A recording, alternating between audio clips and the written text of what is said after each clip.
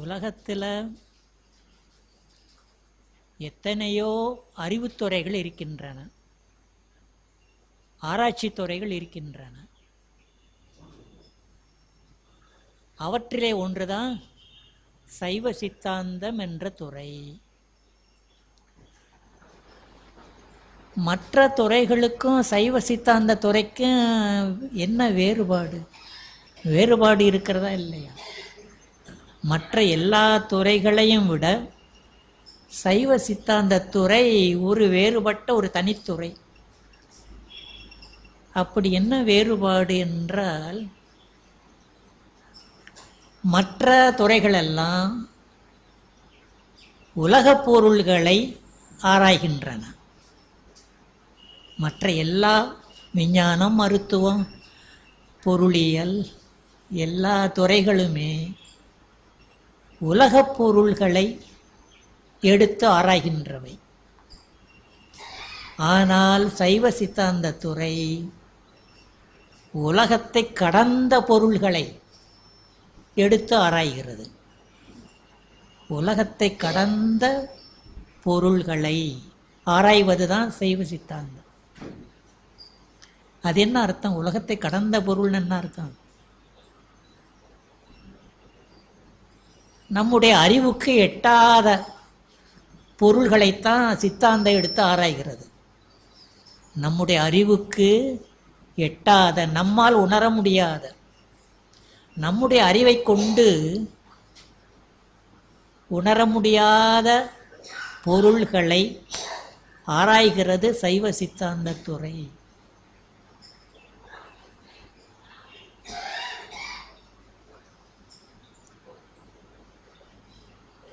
அந்த மற்ற துறைகளெல்லாம் நம்முடைய ஐம்புலன்களுக்கு எட்டக்கூடியவை. மெய், வாய், கண், மூக்கு, செவி, மனம் என்ற கருவிகளை கொண்டு ஆராய்ச்சி செய்வது தான் மற்ற துறைகள்.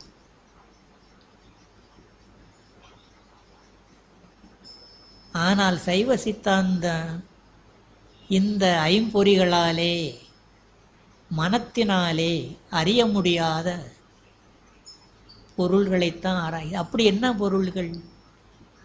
சைவ சித்தாந்த ஆராய்கிற பொருள்கள் எவை? அப்படிப்பட்ட பொருள்கள் இருக்கின்றனவா? முதல்ல மனத்திற்கு எட்டாமல், ஆராய்ச்சிக்கு எட்டாமல் பொருள்கள் இருக்கின்றனவா உலகத்தில்? விஞ்ஞானம் ஏற்றுக்கொள்ளாது. விஞ்ஞானம் இதை ஏற்றுக்கொள்ளவே கொள்ளாது. ஆராய்ச்சிக்கு புலப்படக்கூடிய பொருளைத்தான் விஞ்ஞானம் உடன்படும். ஆனால் சைவ சித்தாந்தம் அந்த விஞ்ஞானத்தினாலும் அறிய முடியாததை,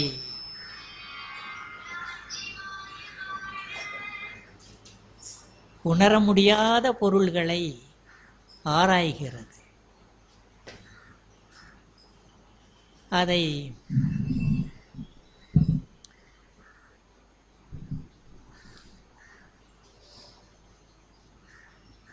மேலும் இந்த பிற துறைகளால் ஆராயப்படுகிற பொருள்களெல்லாம் தோன்றி அழியக்கூடியவை. மற்ற ஆராய்ச்சிகளெல்லாம் தோன்றி அழியக்கூடிய பொருள்களைத்தான் ஆராய்கின்றன.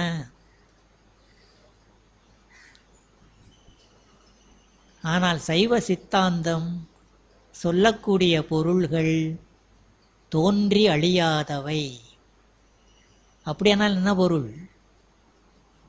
என்றுமே உள்ளவை, என்றுமே உள்ள பொருள்கள், நித்திய பொருள்கள், தோற்றம் அழிவு இல்லாமல் என்றென்றும் உள்ள பொருள்களைத்தான் சைவ சித்தாந்தம் பேசுகிறது.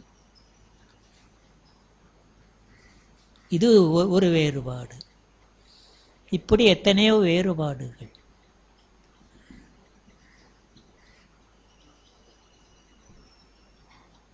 பிற துறைகளிலே ஆராயப்படுகிற பொருள்கள் புலப்படக்கூடியவை. சித்தாந்தத்திலே பேசப்படுகிற பொருள்கள் புலப்படாத மிக மிக நுண்மையான பொருள்கள், நுண்ணிய பொருள்கள்.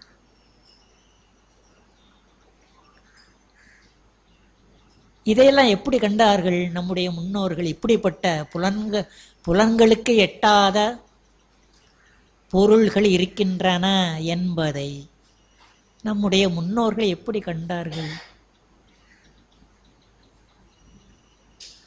என்றால், அவர்கள் இறை அனுபவத்தினாலே கண்டார்கள்.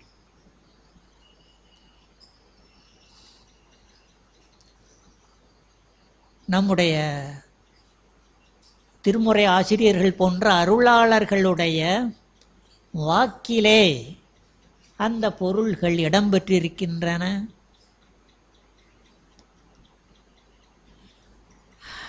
அப்படிப்பட்ட பொருள்கள் 3 என்று சொல்லுகிறார்கள். ஒன்று கடவுள். கடவுள் அந்த சொல்லே எதை காட்டுது? கடவுள்.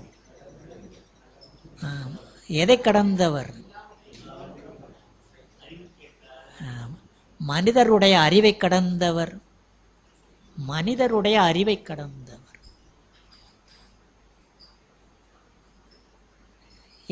எனவே நம்முடைய ஆராய்ச்சி அறிவினாலே அகப்படாதவர்.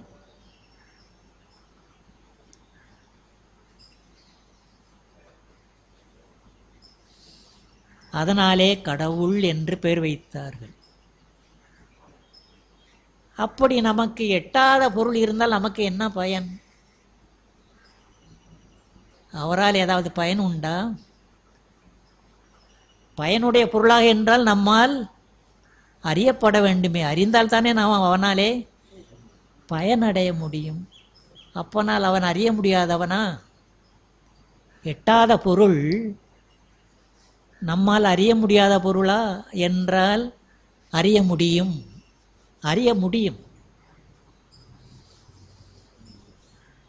என்று சொல்லியிருக்கிறார்கள். ஆனால் நம்முடைய சாதாரண அறிவை கொண்டு அவனை அறிய முடியாது. ஆனால் வேறு வகையினாலே அவனை அறியலாம். அந்த வழியை தெரிந்து கொள்ள வேண்டுமானால் நீங்கள் சைவ சித்தாந்தத்தை முதல்ல படித்து கொள்ள வேண்டும், தெரிந்து கொள்ள வேண்டும். போக போகத்தான் தெரியும். இப்போதே அதெல்லாம் சொல்ல முடியாது.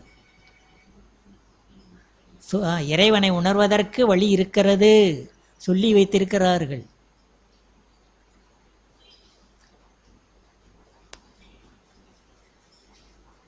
கடவுள் அவர் ஒருவரா பலரா?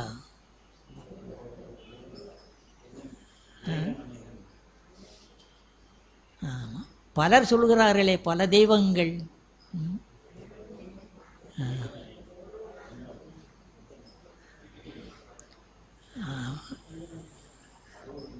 கடவுள் ஒருவர், ஏனையோரெல்லாம் தெய்வங்கள். ஏனையோரையெல்லாம் தெய்வங்களாக வைக்கிறோம். தெய்வங்கள் என்றால் அவர்களுக்கு பிறப்பு உண்டு. பிறப்பு இறப்பு இல்லாத ஒருவன்தான் இறைவன். பிறப்பு இறப்பு இல்லாத பெருமான் தான் இறைவன்.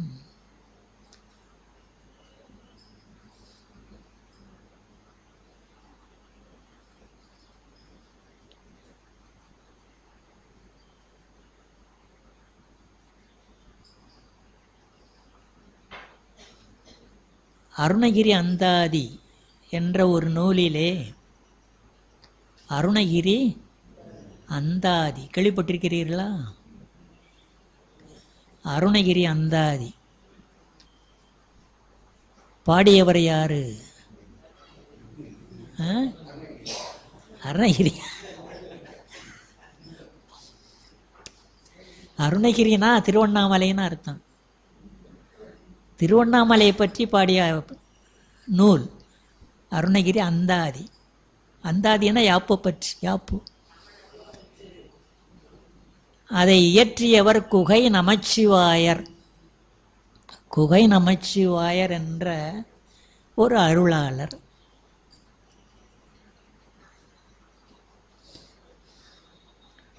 அவர் அந்த ஒரு பாட்டிலே அந்த பரம்பொருளினுடைய தன்மையை, பிறப்பு இறப்பு இல்லாத தன்மையை சொல்லுகிறார்.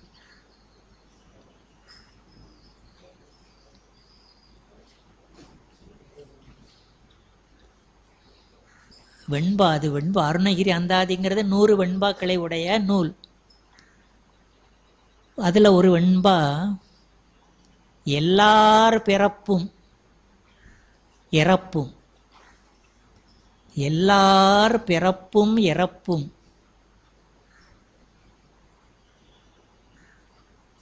அதாவது எல்லா தெய்வங்களினுடைய பிறப்பும் இறப்பும், எல்லார் பிறப்பும் இறப்பும் இயற்பாவலர்தம் சொல்லால் தெளிந்தோம்.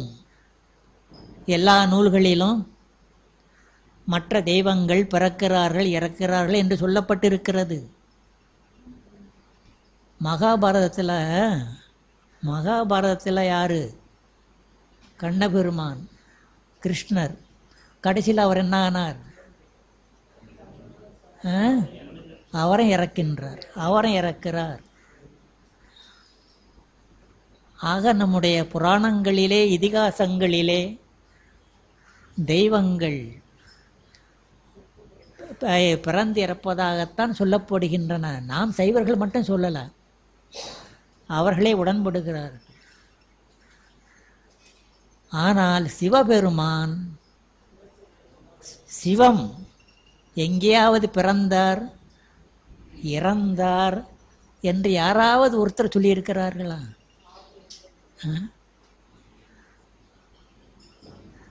எந்த கதை இருக்கிறதா? இல்லையே.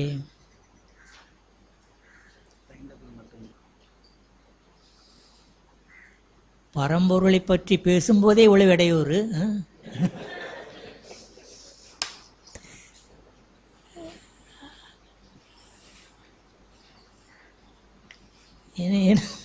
கடைசி என்ன சொன்ன?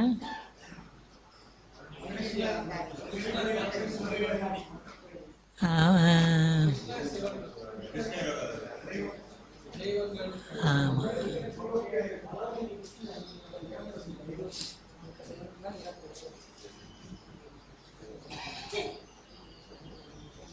எல்லார் பிறப்பும் இறப்பும் இயல் பாவலர்தம் சொல்லால் தெளிந்தோம். நம் சோனேஸ்வர் இருக்கிறாரே, யாரு? சோனேஸ்வர். அந்த திருவண்ணாமலையிலே எழுந்தருளி இருக்கிற அண்ணாமலையார் சோனேஸ்வர். நம் சோனேஸ்வர் இல்லில் பிறந்த கதையும் கேளேம். இல்லில் பிறந்த கதையும் கேளேம். என்னது?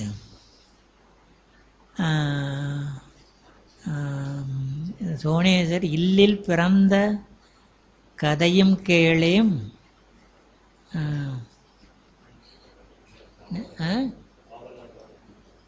அது சொல்லியாச்சா? எல்லார் பிறப்பும் இறப்பும் இயல் பாவலர்தம் சொல்லால் தெளிந்தோம். நம் சோனேசர் இல்லில் பிறந்த கதையும் கேளேம். பேருலகில் வாழ்ந்து உண்டு இறந்த கதையும் கேட்டிலே. பெருமான் பேருலகில் வாழ்ந்தாரா? உண்டாரா? யாரா வீட்டிலே? உண்டு இறந்த கதையும் கேட்டிலேன். அதுதான் பரம்பொருளினுடைய இலக்கணம். பிறப்பு இறப்பு இல்லாத தன்மைதான் அந்த மூலப்பொருளாகிய இறைவனுக்குரிய தனி சிறப்பிலக்கணம்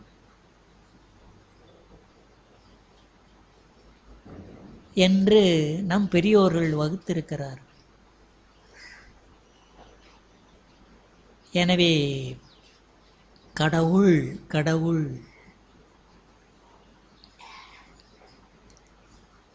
இது முதற்பொருள். இது முதலாவது பொருள், முதற்பொருள். முதற்பொருள் என்றால் என்ன பொருள்? தலைமை பொருள். முதற்பொருள் என்றாலே தலைமை.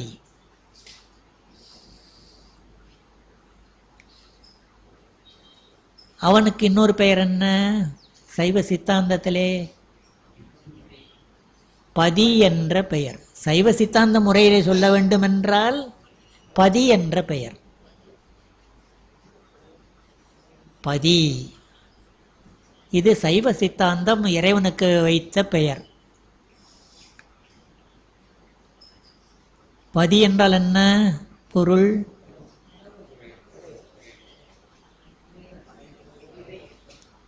பதி என்றால் காப்பவன். பதி என்ற சொல்லுக்கு காப்பவன்.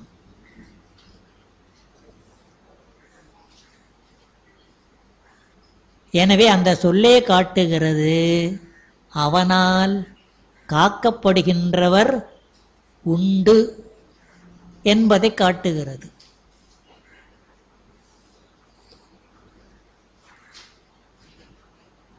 அந்த அப்படிப்பட்ட அவனால் காக்கப்படுகிற பொருள்கள் எவை எவை? ஆமா, உயிர்களாகிய உயிர்கள். உயிர்கள் என்றாலே பன்மை. கடவுள் ஒருவர், உயிர்கள் பல, எண்ணற்றவை. உயிர்களுக்கு எண்ணிக்கை இல்லை, எண்ணற்ற உயிர்கள்.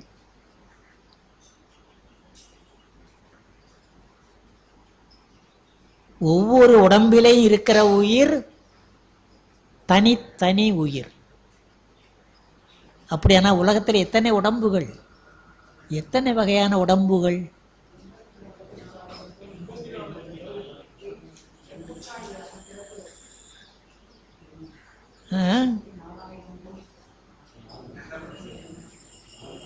எப்படி? 4 வகை, 4 வகை தோற்றம், 7 வகை பிறப்பு. புள்ளி வரமெல்லாம் சொல்றீங்க நல்லா. 4 வகை தோற்றம் எவை? முட்டை, முட்டையிலே பிறக்கிற உயிர்கள், கருப்பையிலே, விதையிலே, வேர்வையிலே என்று 4 வகையான தோற்றத்தை உடைய பல உயிர்கள். 7 வகை பிறப்பு என்றால் எவை?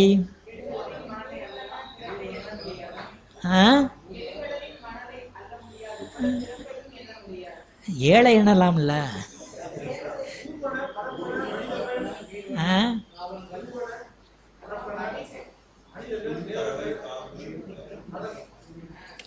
கீழே இருந்து வாங்க. கீழே இருந்து வரலாமா, மேல இருந்து வரலாமா? கீழே இருந்து போகலாம். முதல்ல தாவரங்கள். தாவரங்கள், அடுத்து ஊர்வன, ஊர்வன, பிறகு நீர் வாழ்வன, நீரிலே வாழுகிற உயிர்கள், பரப்பன பறவைகள், விலங்குகள், தரையிலே திரிகிற விலங்குகள். அடுத்து அந்த மக்கள், அந்த விலங்குகளை காட்டிலும் கொஞ்சம் உயர்வான மனிதர்கள். மனிதர்களிலே இருக்கிறார்கள் விலங்குகள். அடுத்து தேவர்கள். 7 ஆயிற்றா? 7.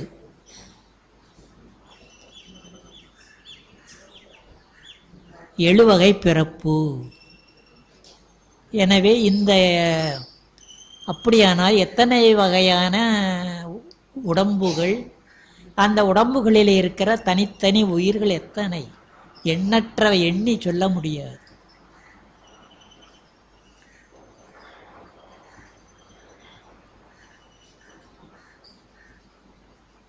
அப்படியானால் ஒவ்வொரு உயிர்க்கும் என்ன வேறுபாடு? வேறுபாடு இருக்கிறதா இல்லையா? ஒவ்வொரு உயிரும் எப்படி வேறுபட்டவை? ஒரு உயிர் இன்னொரு உயிரிலிருந்து எப்படி வேறுபட்டது? உருவத்தாலா?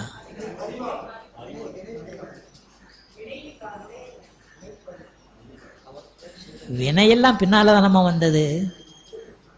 அதுக்கு முன்னால உயிர் என்றும் உள்ளவை இல்லையா?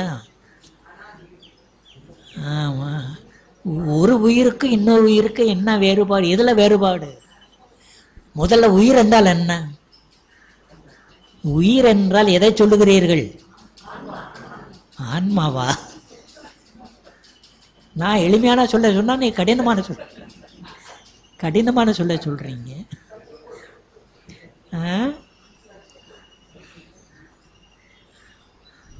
அதான் அரைகுறையா தெரியக்கூடாது. உயிர் என்றால் தொல்காப்பியம் படித்திருக்கிறீர்களா? பேராசிரியர்கள் இருக்கிறார்கள். தொல்காப்பியத்தில் சொல்லதிகாரம் இருக்கு. சொல்லதிகாரத்தில் முதல் இயல் எதுன்னு என்னது? முதல் அதிகாரம் என்ன? செந்தில். சொல்லதிகாரத்தில் முதல் இயல் என்னது? கிளவியாக்கம். கிளவியாக்கம் என்ன பொருள்? கிளவினா சொல்லு. கிளவி என்றால் கிளத்தல்னா சொல்லுதல், பேசுதல். கிளத்தல். கிளவினா சொல். அந்த சொற்களை எப்படி ஆக்குவது என்ற இலக்கணத்தை சொல்லுகிற கிளவியாக்கம். அதில் முதல்ல இருக்கிற சூத்திரம் என்னது?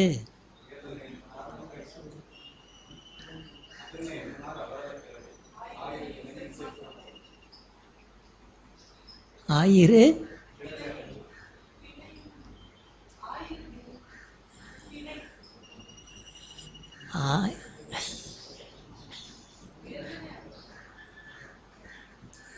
சரி, நம்ம ரொம்ப குழப்ப வேண்டாம்,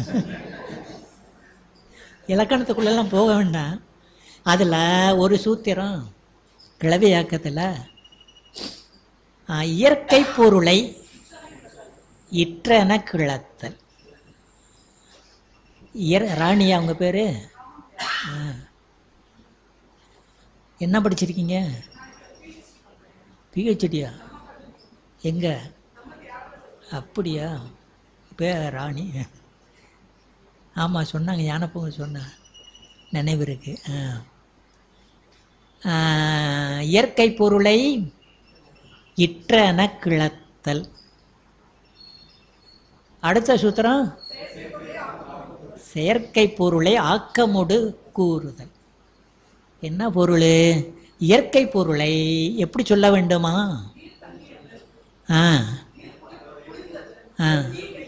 சரி.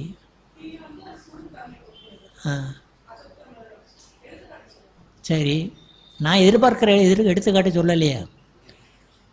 சேனாவரே சொல்றாரு, இன்னொரு எடுத்துக்காட்டு சொல்றாரு, முக்கியமானது, நமக்கு வேண்டிய எடுத்துக்காட்டு. நீர் தண்ணிது, நெருப்பு வெய்யது, அதெல்லாம் சரி. இன்னொன்று சொல்லுகிறாரே உயிர், அதை விட்டு விட்டீர்கள், நமக்கு தேவையில்லை என்று. உயிர் எப்படிப்பட்டது என்று சொல்லுகிறார். உயிர் உணரும் தன்மைத்து. உயிர் உணரும் தன்மைத்துன்னு சேனாவரையர் எழுதுகிறார், உரையாசிரியர்.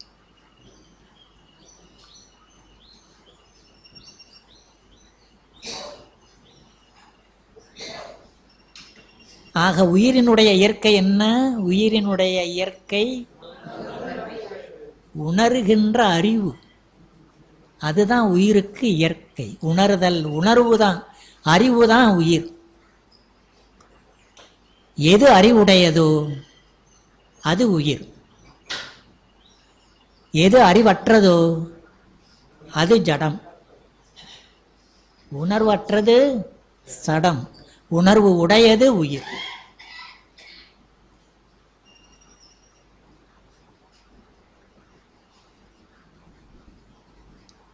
இந்த உடம்புக்கு உணர்வு இருக்கிறதா, அறிவு இருக்கிறதா? உடம்பு சடம், உணர்வற்றது உடம்பு.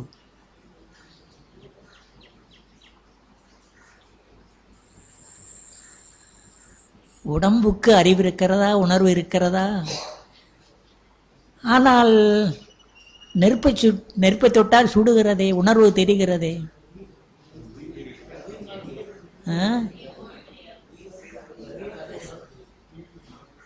உணர்வு இல்லைன்னு எப்படி சொல்ல முடியும்? உடம்புக்கு தொட்டாலே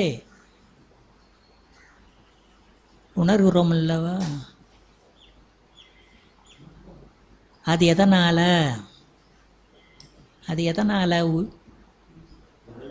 உடம்புல உயிர் இருப்பதனாலே, உடம்புல உயிர் இருப்பதனாலே தான் இந்த உடம்புக்கு உணர்வு நிகழ்கிறது.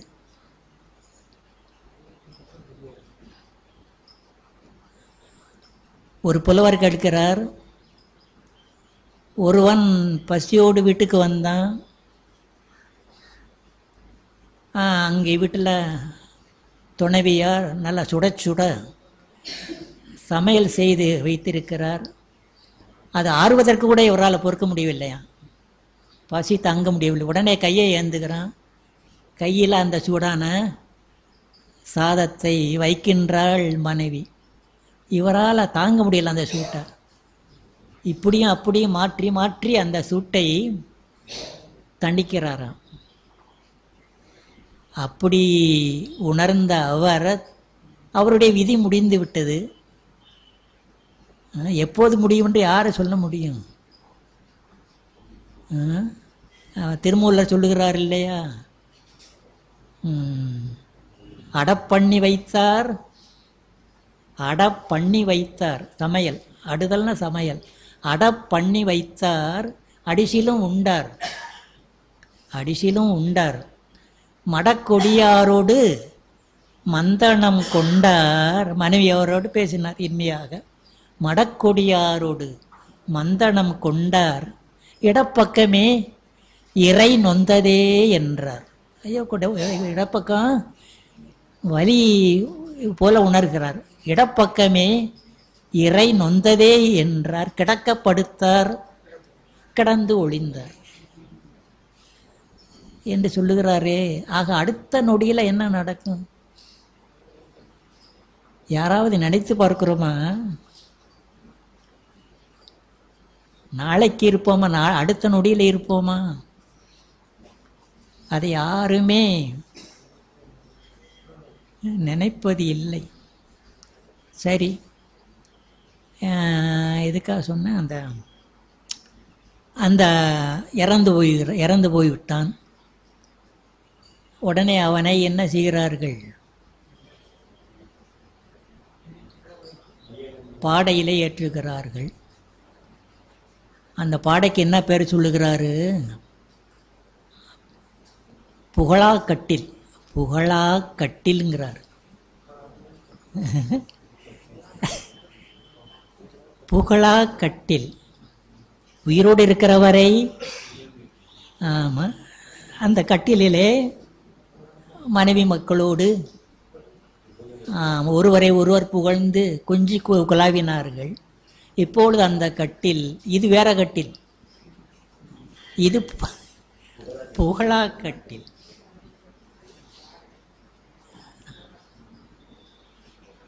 இது இலக்கணத்தில் என்ன பேர் தெரியுமா ராணியம்மா?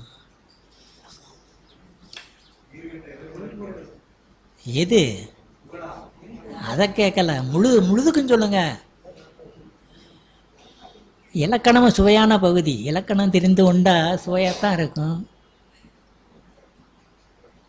இப்போ சுடுசோறுங்கிறது என்ன இலக்கணம்? இனஞ்சுட்டிய அடைமொழி, இனஞ்சுட்டாத அடைமொழின்னு இருக்கா வேறுபாடு? இனஞ்சுட்டிய அடைமொழி. அடைமொழின்னா இப்போ சுடுசோறுன்னா எது அடைமொழி? சுடுங்கிறது அடைமொழி. அந்த அடைமொழியில் ரெண்டு வகை. இனத்தை சுட்டுகிற அடைமொழியும் உண்டு, சுட்டாத அடைமொழியும் உண்டு. இப்போ சுடுசோறு என்ற சுடுங்கிற சுடுதல் என்ற அந்த அடைமொழி ஏன்னா இது இனத்தை காட்டுது. சுடாத சோறும் இருக்கிறது, சுடாத சோறும் உண்டு என்று இன்னொரு என இருப்பதை சுட்டுகிறது. அது என சுட்டிய அடைமொழி. சில அடைமொழிகள் இனத்தை சுட்டாது. இப்போ வெண்மதிங்கிறோம், வெண்மதி, அதுக்கு என்ன இருக்கா? ஒரே மதி தான். அந்த வெண்மை என்ற அடைமொழிக்கு இனம் கிடையாது. இது இனஞ்சுட்டாத அடைமொழி. அந்த வகையில் புகழாக்கட்டில் என்பது இனம் சுட்டுகிறதா இல்லையா? வேற கட்டில் இருக்கிறது, வேற கட்டில் இருக்கின்றன. இது புகழாக்கட்டில் என்ற இனம். அந்த புகழாக்கட்டிலே அவனை கிடத்தி கொண்டு போகிறார்கள் சுடலையிலே. அந்த இப்போ என்ன பேர்? பிணம் என்று பெயரிட்டு திருமூலர் சொல்லுகிறாரே, என்னது, பேரினை நீக்கி பிணம் என்று பெயரிட்டு சூரையங்காட்டிடை கொண்டு போய் சுட்டிட்டு நீரிடை மூழ்கி நினைப்பு ஒளிந்தாரி.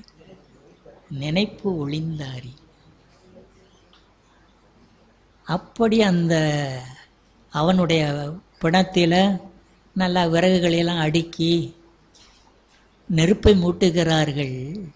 அங்கே வீட்டில் மழை கொடுத்த அந்த சூடான சாதத்தையே, அந்த சூட்டையே பொறுக்க முடியாத அந்த உடம்பு இப்போது கொழுந்து விட்டு எரிக்கிற நெருப்புல ஒரு உணர்ச்சியும் கட்டாமல் கிடக்குது, ஒரு உணர்வுமற்ற இல்லாமல் கிடக்கிறதே என்று சொல்லுகிறார். என்ன காட்டுது? அப்போது இந்த உடம்புல உயிர் இருந்தது, இப்போது அது நீங்கிவிட்டது என்று. இப்படி உடம்புதோறும் இருக்கிற உயிர் எப்படிப்பட்டது? உணரும் தன்மை உடையது. உயிரினுடைய இலக்கணம் அறிவு. அறிவு தான் உயிருக்கு இலக்கணம். சரி, நாளைக்கு முக்கியமான கட்டத்தில்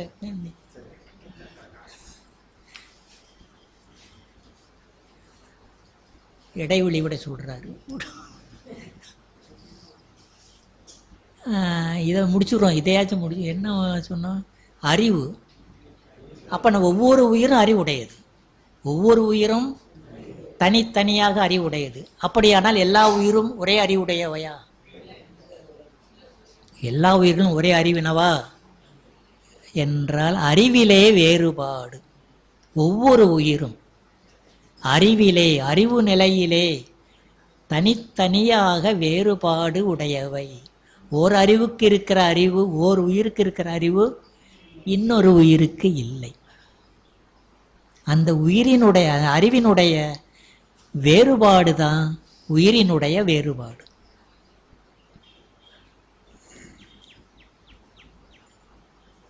என்ன நல்ல தம்பி?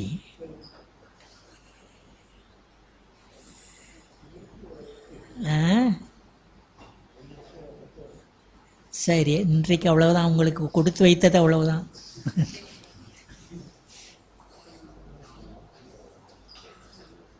வாய்ப்பு கிடைத்தால் வருவேன்.